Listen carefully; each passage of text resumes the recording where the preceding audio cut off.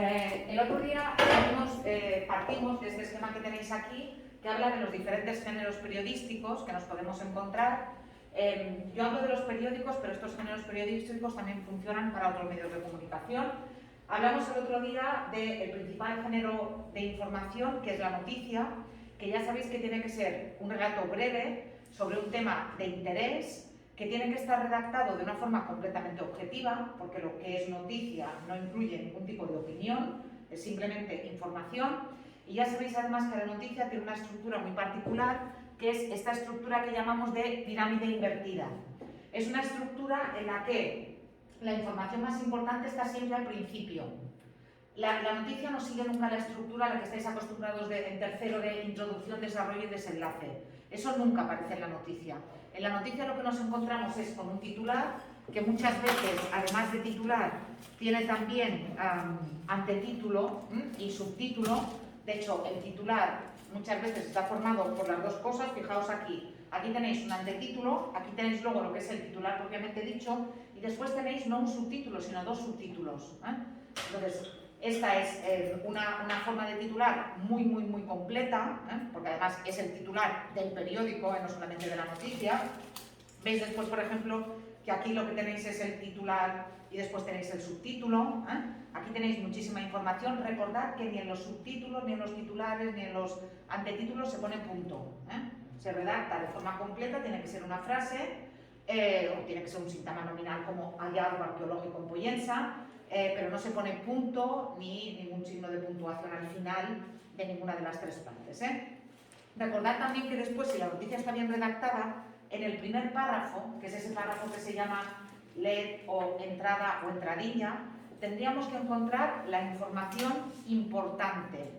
El primer párrafo de la noticia, si la noticia está bien redactada, tiene que responder a lo que se llaman las 6 Vs dobles, que son las 6 preguntas del inglés de quién, cómo, cuándo, dónde, por qué, que son, aquí, si volvéis a la noticia de la socorrista, veréis que en esta noticia del telediario se responde al principio de todo, se responden las preguntas que corresponden a esas 6 Vs dobles. ¿Quién lo ha hecho? ¿Cómo lo ha hecho? ¿Dónde lo ha hecho? ¿Por qué lo ha hecho? Etcétera. A continuación tenéis el cuerpo de la noticia, que son el resto de los párrafos que la componen, que van decreciendo en interés, de manera que si hay que recortar la noticia, se recorta siempre por el final. Si volvemos a la noticia de la socorrista, si en ese telediario el tiempo hubiera premiado y hubieran tenido que recortar la noticia, los redactores del telediario no habrían tenido que volverla a redactar de forma completa, sino que se habrían limitado a quitar las entrevistas del final. ¿Recordáis que preguntaban y decían, no, es que los socorristas no están preparados para esto, ni siquiera los jardineros tienen que ser técnicos especializados? Se corta la noticia por el final y no ha pasado nada.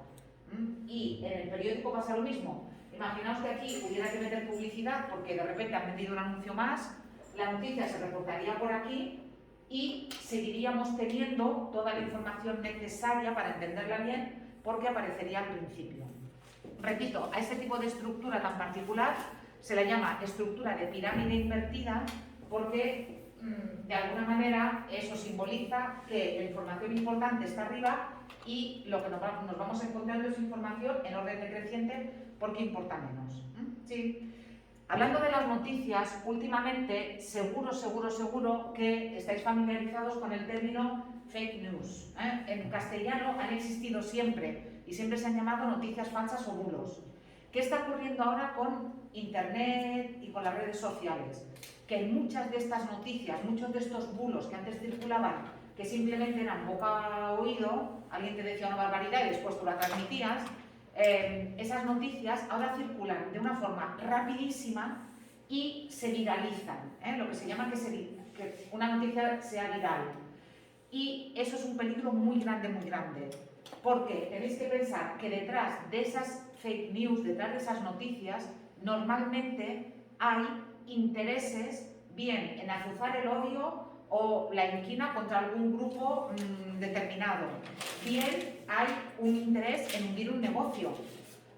Cuando yo era muy jovencita, pasó una cosa en Palma, que había una tienda de vaqueros en el centro de Palma, en la vía Sindicato, donde decían que las chicas que iban a probarse los vaqueros desaparecían, que había una rampa y que de allí te metían en un camión y había trata de blancas. Resulta que esta noticia corrió tanto, que la tienda tuvo que cerrar. Evidentemente, ¿quién salió ganando? Pues otro negocio de vaqueros que había en la vía sindicato. Lo más curioso de esto es que el encargado de esa tienda era el padre de mi mejor amiga del instituto. O sea que yo puedo asegurar y puedo dar fe de que allí no desapareció nunca jamás nadie, porque incluso la policía hizo un desmentido de que allí nunca había desaparecido ninguna chica. Pero aquel bulo corrió y al final el negocio tuvo que cerrar. Bueno, cambió de nombre. Pero claro, alguien salió beneficiado. Entonces, pensad que, por ejemplo, cuando sale un vídeo diciendo mirad a un emigrante pegando a un médico en un centro de salud y resulta que la noticia es de Rusia del año 98, pensad que quien ha hecho correr ese vídeo diciendo es un inmigrante que está pegando a un médico en un centro de salud en Madrid, pensad qué interés tiene detrás esa persona en decir esa mentira. Entonces hay que tener mucho cuidado y cuando os pasan noticias que vosotros no estáis muy seguros de que pueden ser verdad, simplemente paradlas. No las difundáis, no las paséis a más gente y sed siempre críticos. ¿De qué manera? Bueno, aquí tenéis un vídeo que yo os aconsejaría que lo vierais porque muchas veces pensamos que las noticias falsas solamente salen en medios de información, digamos, poco serios. Pero aquí os cuentan, por ejemplo, como incluso El País, que es probablemente uno de los periódicos más serios de España, no diremos el más serio, pero uno de los más serios de España, se comió un bulo de estos y publicó un bulo que tiene que ver con unas personas que fueron a ver unos animales a un parque y por las ventosidades, es decir, por los pedos de los animales, estuvieron intoxicados. Bueno, pues esa noticia salió en El País y era mentira. Es para que veáis que incluso medios de comunicación serios se tragan muchas veces esos bulos. ¿Cómo reconocemos los bulos? ¿Cómo reconocemos si las noticias son falsas? Bueno, hay diferentes medios para reconocerlos, pero mirad, en general, ¿quién publica eso? Si os está llegando una noticia y no sabéis quién la ha publicado, nos dicen que es del País, o que es del Diario de Mallorca, o que es de, yo que sé, del Mundo, o que es de Antena 3, o que es de sospechar. Si no tiene fuente, sospechar. Sospechar también si solamente es un titular. Si es un titular y después no hay noticia. Sospechar si tampoco aparece el nombre del autor.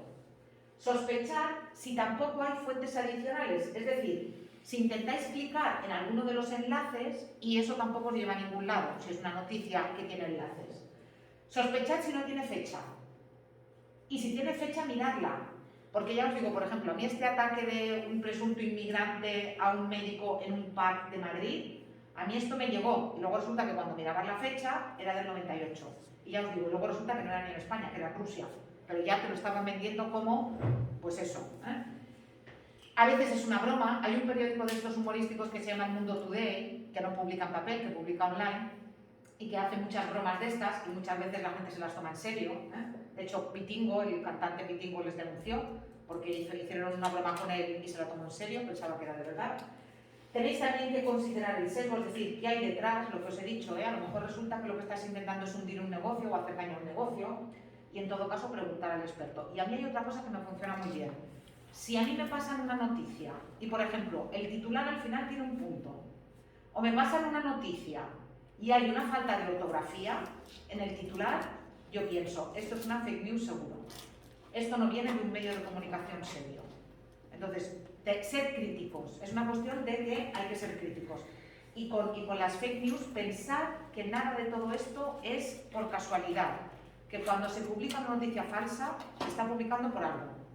Entonces, mirad el vídeo este que es muy interesante, cómo habla de las noticias falsas. Bueno, aquí tenéis la primera actividad evaluable, por si la queréis hacer, que ya sabéis, tenéis que responder a ese titular. El titular no lo podéis tocar, Le podéis poner antetítulo, le podéis poner subtítulo, pero el titular tiene que ser hay algo arqueológico en Sapobla.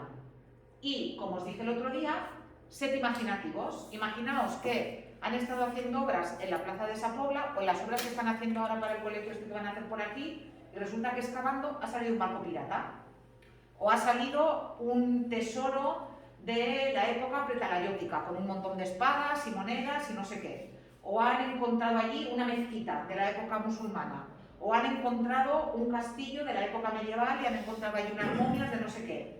Sed imaginativos, ¿sí? O a lo mejor han encontrado una villa romana, que eso pasa por esta zona, que muchas veces excavan en las fincas y encuentran cosas romanas, porque aquí había asentamientos romanos. Pero repito, esto solamente es si lo queréis hacer. El día del examen, lo que sí que es seguro es que os voy a poner actividades relacionadas con la noticia. A lo mejor os doy un titular para que escribáis la entradilla. A lo mejor os doy una noticia para que escribáis el titular. A lo mejor os doy una noticia sin la entradilla para que escribáis la entradilla. Por tanto, trabajad la noticia, hagáis o no hagáis las actividades, trabajad la noticia porque es uno de los contenidos que para mí es importante y que vamos a trabajar bien en este tema, o que vais a trabajar en este tema. ¿Sí? ¿Qué otros géneros informativos hay? Si volvemos al esquema de antes, además de la noticia, nos encontramos con otros dos géneros informativos, que son el reportaje y la entrevista. ¿Qué diferencia creéis que hay entre una noticia y un reportaje? ¿Qué diferencia hay? El reportaje se expande. No sé a quién le está sonando el móvil, apagadlo, por favor, porque estoy oyendo un móvil. El reportaje es... más amplio. Muy bien, el reportaje es una noticia expandida. En el reportaje lo que nos encontramos es que a partir muchas veces de algo que ha pasado, de algo de actualidad, no siempre, pero muchas veces a partir de algo de actualidad, los periodistas tienen tiempo para investigar. Imaginaos, por ejemplo, que ahora un periodista hace un reportaje sobre el conflicto en Ucrania. Ese periodista no se va a limitar a decir que ha habido ataques, sino que ¿qué va a hacer? Va a investigar sobre cómo era la situación antes, cómo es la situación ahora, qué ha pasado con, yo qué sé, con los diplomáticos. Va a entrevistar, a lo mejor entrevista a gente de Rusia, a lo mejor entrevista a gente de Ucrania.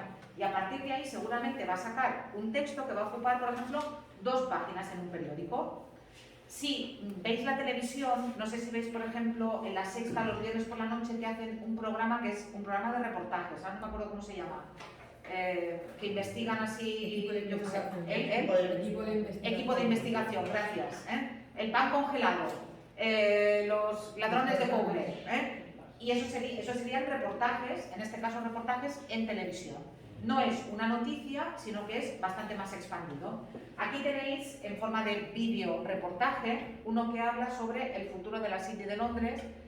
No importa que lo veáis, está un poco desfasado porque es qué iba a pasar con el centro de negocios de Londres con el Brexit. Y ahora ya ha venido el Brexit y el centro de negocios de Londres no se ha muerto ni se ha hundido en nada por el estilo. O sea que al final, pero esto sería un reportaje en forma de vídeo. ¿Sí? ¿Qué más? Bueno, los reportajes evidentemente los podemos encontrar con reportajes multimedia, también, como este que tenéis aquí arriba. La entrevista. Bueno, la entrevista en teoría, la entrevista es un género informativo. La entrevista en papel, la entrevista en los periódicos, tiene la estructura que veis a continuación, en este texto que tenéis aquí. Fijaos, esta es una entrevista que yo he copiado, creo que es del País, de hace unas semanas. Fijaos lo que tenéis aquí. Tenéis la persona a la que se le hace la entrevista, algo que esa persona ha dicho literalmente, un subtítulo que explica el titular y a continuación un primer párrafo en el que nos vamos a encontrar a el personaje que después se va a entrevistar, ¿sí?, con algunos datos de su biografía y con algunos datos o con algún otro tipo de datos de interés que nos van a ayudar a situar al personaje y a entenderlo mejor, a conocerlo mejor. ¿Qué viene después en la entrevista? Después viene pregunta-respuesta, pregunta-respuesta, pregunta-respuesta, pregunta-respuesta, pregunta-respuesta. Esta entrevista es muy interesante porque yo no conocía a este rapero, acaba de publicar un libro y bueno, tuvo muchos problemas en su juventud con las drogas y entró en prisión y todo eso, y resulta que luego estudió y ahora es profesor de secundaria, ha aprobado oposiciones, es escritor, es un caso de estos que se ha rehabilitado y la entrevista es muy interesante, Pero esta sería la estructura típica de la entrevista. ¿Por qué os he dicho antes que la entrevista en teoría es informativa? Pues porque muchas veces la opinión del entrevistador, es decir, el sesgo del entrevistador, hace que las entrevistas, en lugar de ser informativas, sean casi géneros de opinión. Y ahora voy a poner 2 ejemplos que a lo mejor conocéis o que espero que conozcáis, de dos tipos de entrevista que se hacen en España, uno que corresponde a un sector ideológico y a otro. Bertín Osborne y Jordi Évole. Cuando Bertín Osborne entrevista, se ve claramente a favor, si está a favor, él ya normalmente ya llama entrevistados a los que solo quiere, al que le gusta, se ve claramente si está a favor de la tendencia política del entrevistado o no. Porque hace entrevistas que en realidad no son entrevistas objetivas, son entrevistas en las que él desliza su opinión. Lo mismo pasa con Jordi Évole. Jordi Évole no trata igual a todos los que entrevista, igual que Bertín Osborne. Bueno, y si queréis otro caso, Pablo Motos. Si veis las entrevistas que hace Pablo Motos, se ve clarísimamente a quién vota. Clarísimamente. O Ana Pastor. ¿Y eso cómo se ve? Por ejemplo, en cómo preguntan, en qué preguntan. Si tú llamas a un político a tu programa y estás a favor de ese político, le vas a hacer preguntas que le favorezcan. Pero si tú no estás a favor de ese político, le vas a hacer preguntas que le pongan en un compromiso y le vas a repreguntar. Y por eso, por ejemplo, hay políticos que no quieren ir a según qué programas, porque saben que el entrevistado no es de su cuerda. Y luego también hay otra cosa, hay políticos, pero no solamente políticos, estrellas de Hollywood y así, que quieren tener antes las preguntas. Que no van a ninguna entrevista si el periodista antes no le ha dado las preguntas y el periodista no se puede salir de esas preguntas. Evidentemente esas entrevistas son muy poco interesantes porque imaginaos que yo le hago una entrevista a Baltasar, ¿sí? Y resulta que él me dice, no, porque claro, yo le voy a preguntar por algo y me dice, claro, porque yo en el año 98 pues tuve la suerte de encontrarme con no sé quién y no te puedo repreguntar sobre eso porque resulta que no me puedo salir del guión. Es una pena, pero es verdad que eso pasa. Cuanto más alto es el personaje, cuanto más cargo tiene, cuanto más difícil es hacer una entrevista en condiciones. Pero ya os digo, esta es la estructura básica. En principio, la entrevista es un género informativo, pero ya os digo que a veces roza lo que os voy a explicar ahora, que son los géneros de opinión. Los géneros de opinión. Os dije el otro día que cuando en el periódico lo que viene es un texto de opinión, lo pone. ¿Os acordáis que hablamos de esto el otro día? Esto todavía sigue siendo el periódico del lunes. Pero fijaos. Opinión. ¿Lo veis aquí arriba? A lo mejor no lo veis, pero pone aquí arriba. Opinión. ¿Sí? Y os dije, los textos que son de opinión son textos que recogen el punto de vista de la persona que escribe el texto. De hecho, veis que pone el nombre de la persona y viene muchas veces incluso la foto. Lo veis aquí, pero también lo veis en la contraportada del diario de la última hora. Veis también aquí que pone opinión, que viene la foto de la persona y el nombre. Fijaos en la diferencia. Esto es noticia. Como es noticia no pone opinión.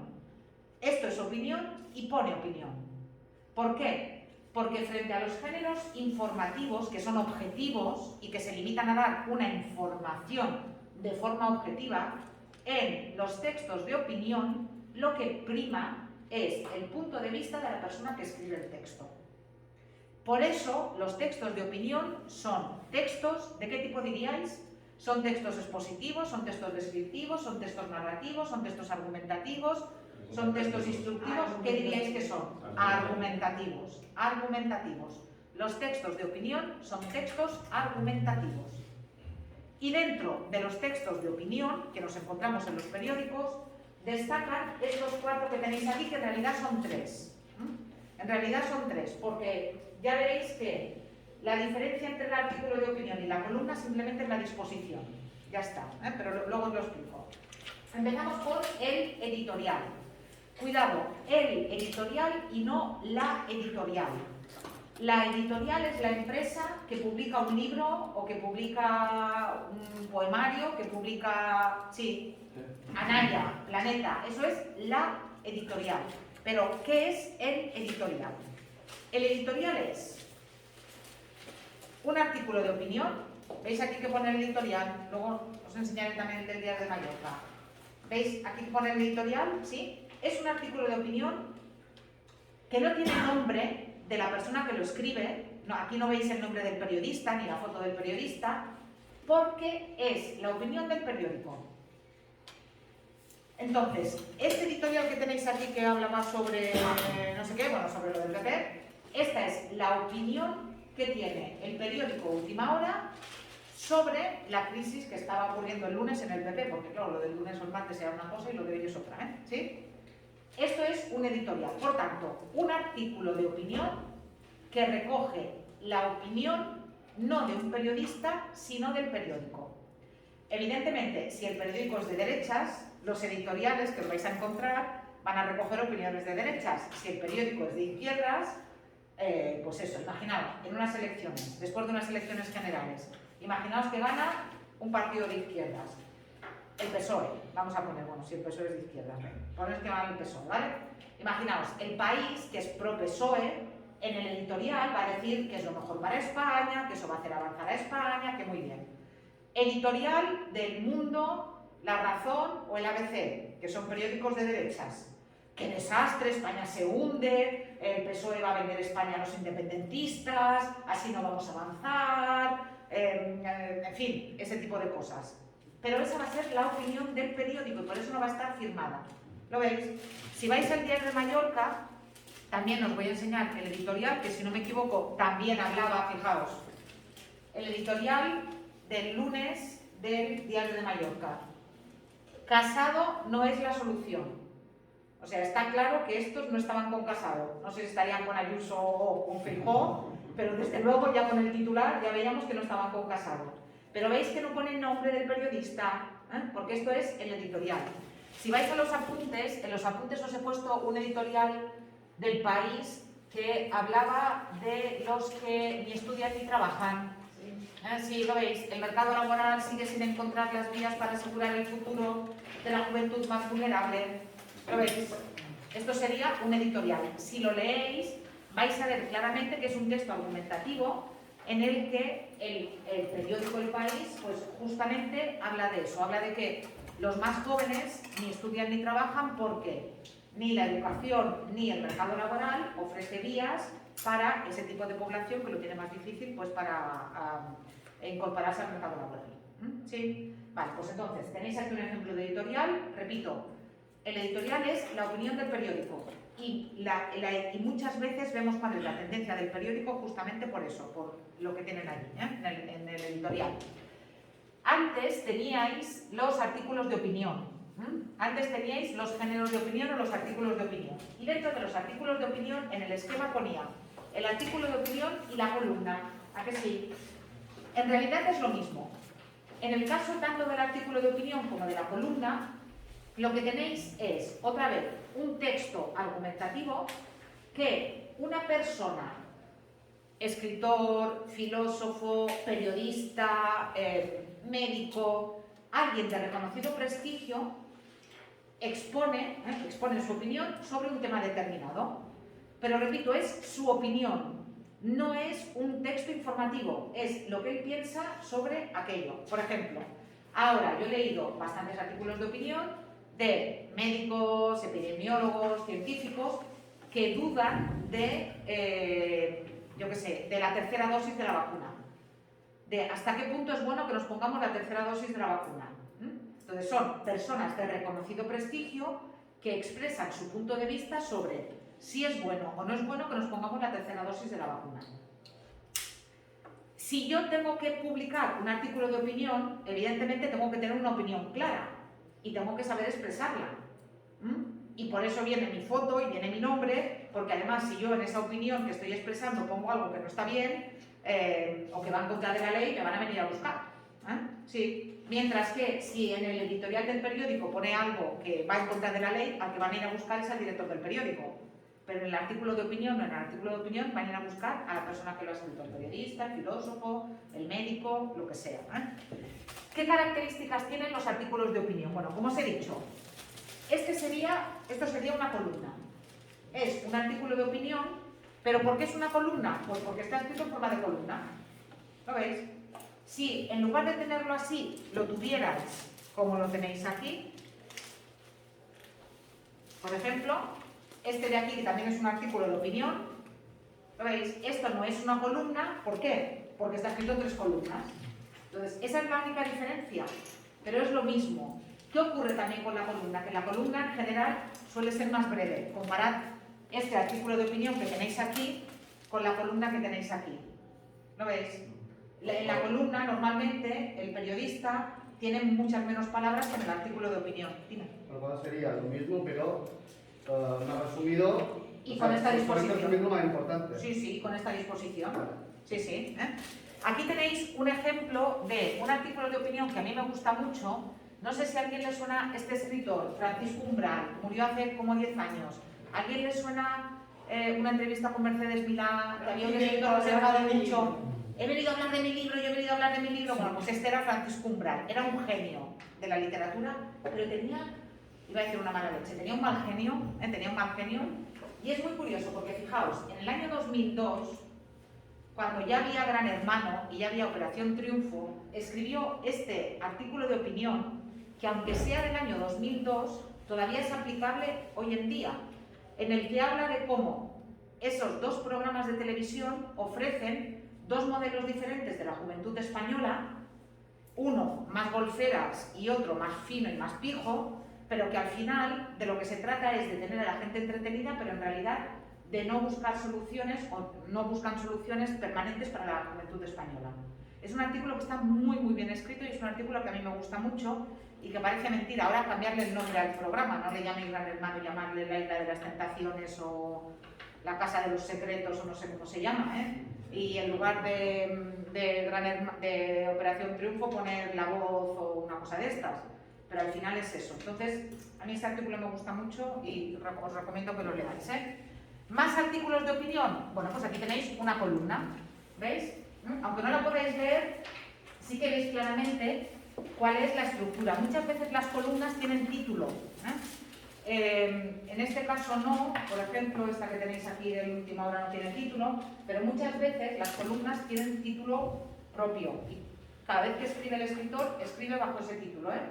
Veis que tenéis la foto, que tenéis el nombre del autor, tenéis el título de la columna, de esa columna en concreto, y después tenéis un texto argumentativo breve puesto en este formato justamente de columna. ¿Sí? Vale, como os he dicho, tanto los artículos como las columnas de opinión son textos argumentativos, y como textos argumentativos que son, y que vosotros ya conocéis del año anterior, tenéis que pensar que normalmente utilizan la primera persona, utilizan un léxico que permite expresar opiniones connotativo, así como en la noticia no podéis utilizar, o el periodista no puede utilizar adjetivos como magnífico, maravilloso, fabuloso, estupendo, no puede decir cosas como me encanta. En el artículo de opinión sí, porque el artículo de opinión, repito, es un texto argumentativo y vosotros sabéis cuáles son las características del texto argumentativo. Pueden aparecer llamadas al receptor, se pueden utilizar interrogaciones retóricas, se pueden utilizar ejemplos, se pueden utilizar argumentos de diferentes tipos. Es decir, en los artículos de opinión y en las columnas de opinión se aplican todas aquellas técnicas y todos aquellos recursos que estudiasteis el año pasado cuando visteis el texto argumentativo. ¿Sí? Y son más libres de estructura que la noticia, porque la noticia tiene esa estructura que constriñe completamente, mientras que el artículo de opinión es bastante más libre, tanto en extensión muchas veces como en contenido y como los recursos que utilizan. Muchas veces esos artículos de opinión están tan bien escritos, que ya casi son ensayos. ¿Os acordáis de tercero del ensayo, que seguramente os dio dolores de cabeza? Sí, vale. Aún hoy. Aún hoy, vale. Pues muchas veces, de hecho, el artículo que tenéis aquí de Dos Mundos de Francisco Umbral es casi un ensayo. Si tuviera un poquito más de extensión, sería un ensayo, pero es casi un ensayo. Venga, va. Aquí tenéis también las características del editorial y cuál es el otro género de opinión, que es el género de opinión que además quiero que vosotros trabajéis.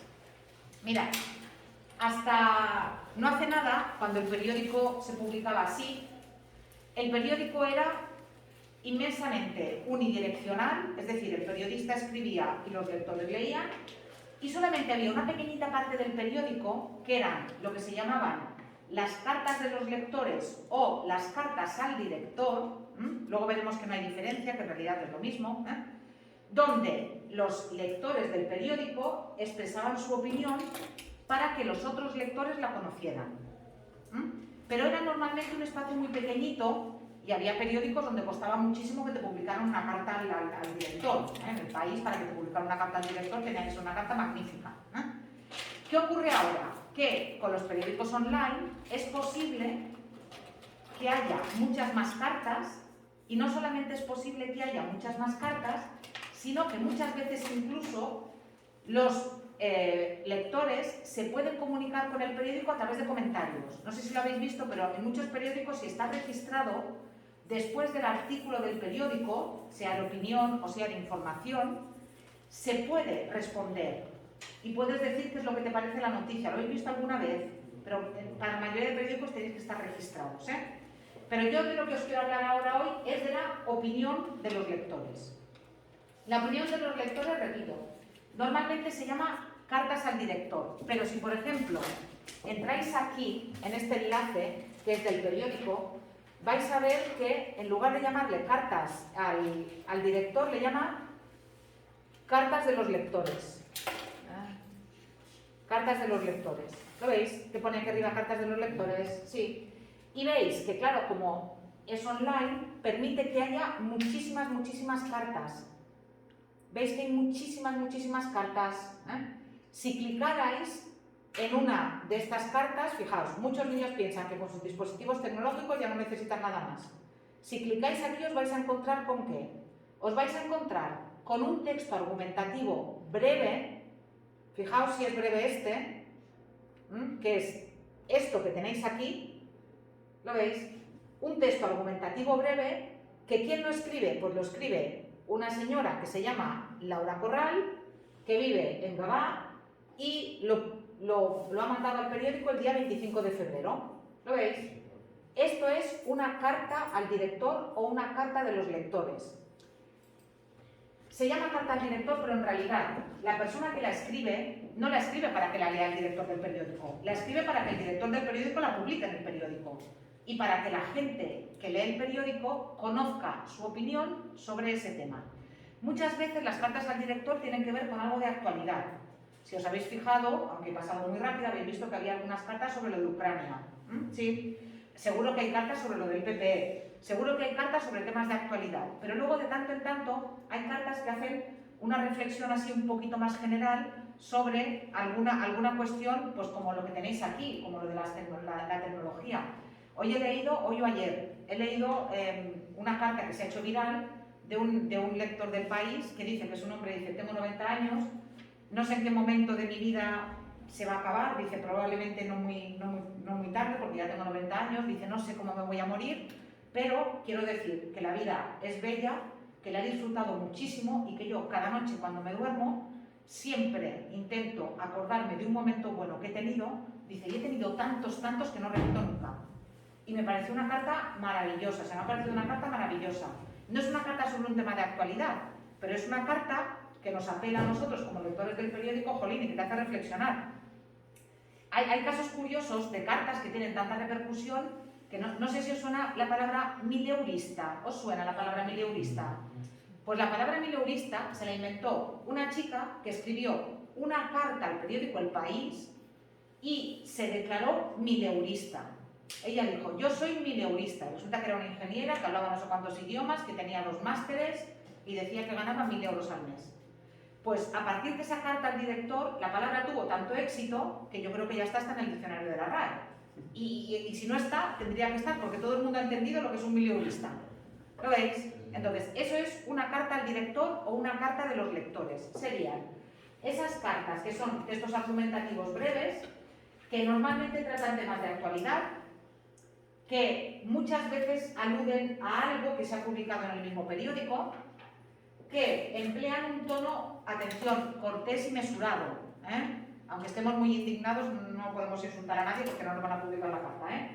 La estructura suele ser clara, el estilo sencillo, muchas veces ya os he dicho que la brevedad implica que no se puedan, en fin, utilizar muchos recursos ni muchas cosas así.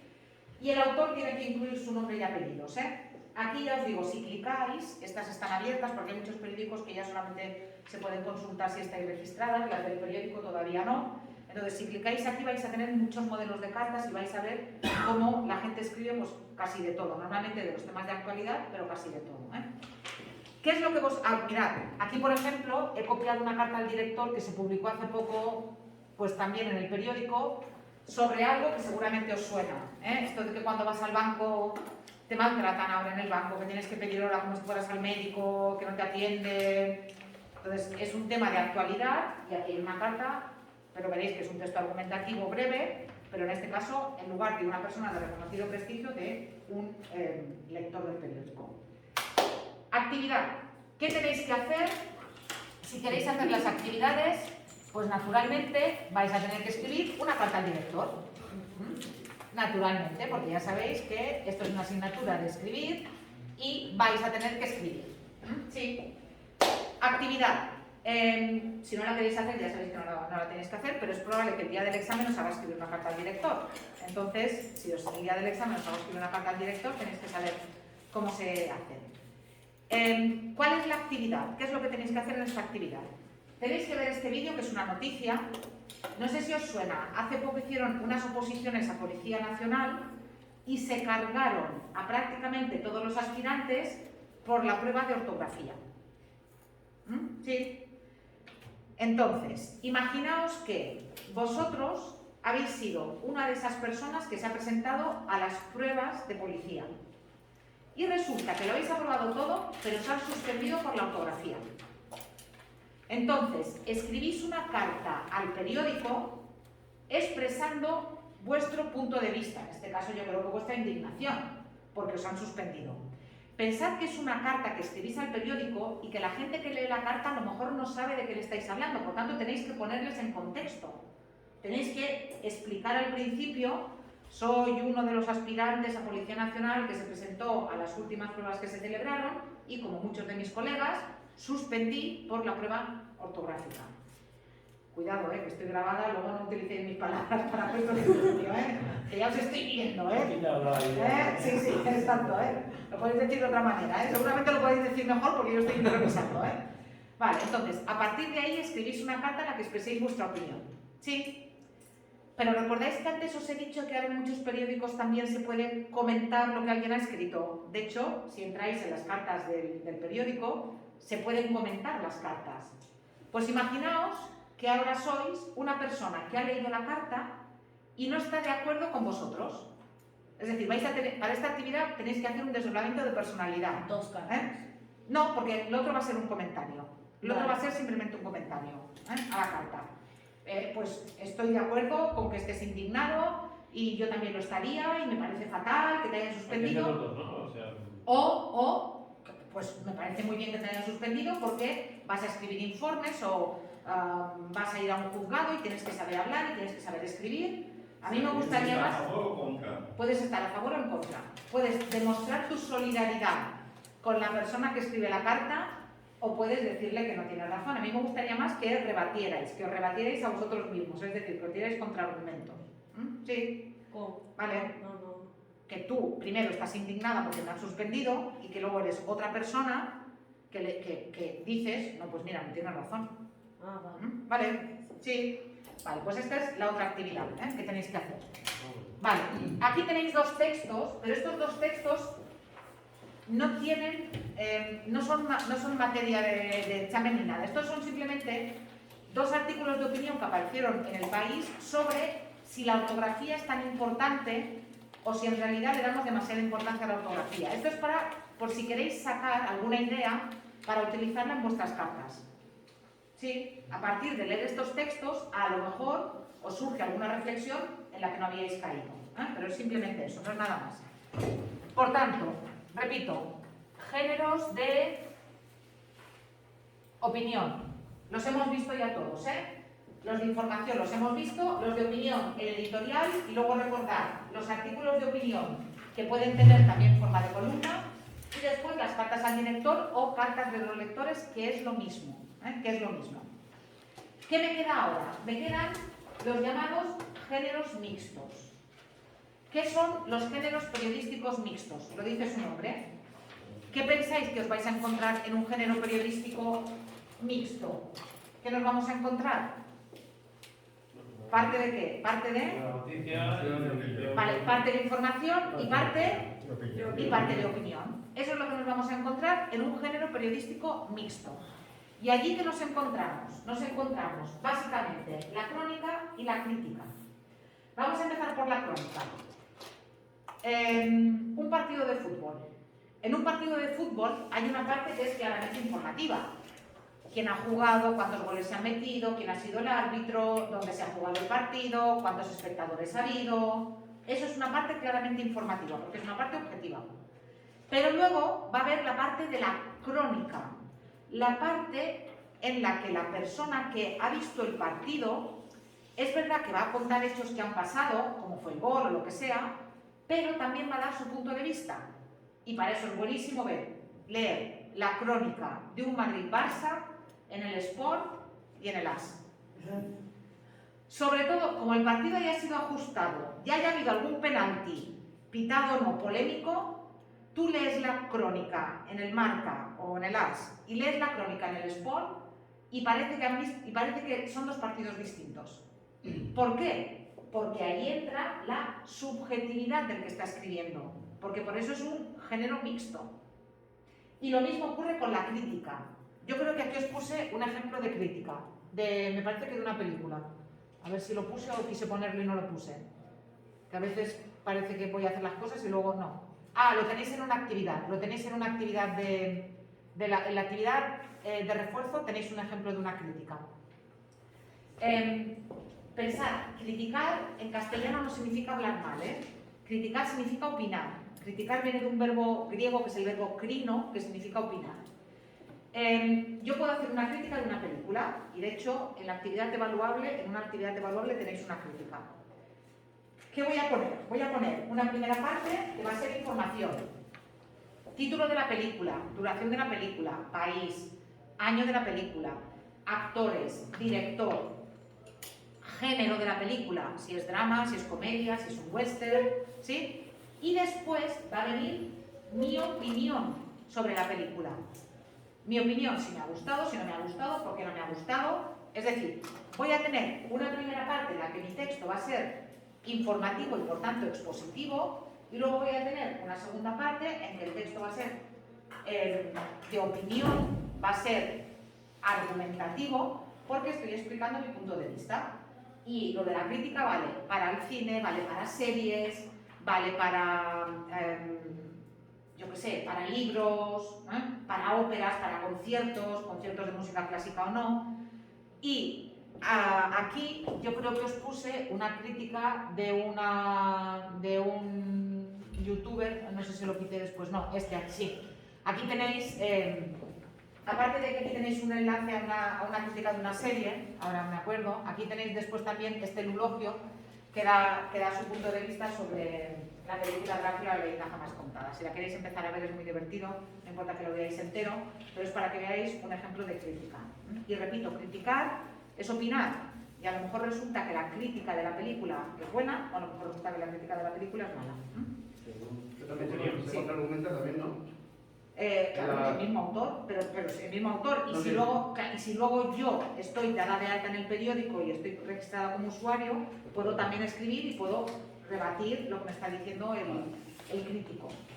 ¿Sí? Vale.